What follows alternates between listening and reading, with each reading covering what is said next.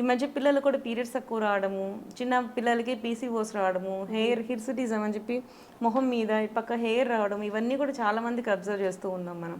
ఇవన్నీ ఏంటంటే హార్మోన్స్ని చేంజెస్ చేస్తూ ఉన్నాయి. సో అలాంటప్పుడు మనం మ్యాక్సిమం తగ్గించుకోవడానికి ట్రై చేయండి. అవసరం లేని దగ్గర మనం తగ్గించుకోవడానికి ట్రై చేయండి. అసలు నిజంగా ఎఫెక్ట్ వస్తుందా రాదా చూడండి. సో ముడతలు తగ్గించే ద్రవ్యం ఏదైతే ఉందో, కాస్మెటిక్ థింగ్ ఏదైతే ఉందో, అది జనరల్గా 18 ఇయర్స్ వాళ్ళకి ముడతలే రావు కదా. సో అలాంటి వాళ్ళు యూజ్ చేయాల్సిన అవసరం లేదు. అండర్ ఐజ్ అనేది ఎవరికి వస్తుంది? వాళ్ళకి నిద్ర సరిగా లేకపోవడం, సెల్ ఎక్కువ చూడడం, ఇట్లాంటి వాటి వల్ల వస్తుంది. సో వీలాంటి వాళ్ళు కూడా గ్లైకోలిక్ యాసిడ్ వాడండి అని చెప్పి చూపించేస్తూ ఉన్నారు. ఇది కరెక్ట్ కాదు.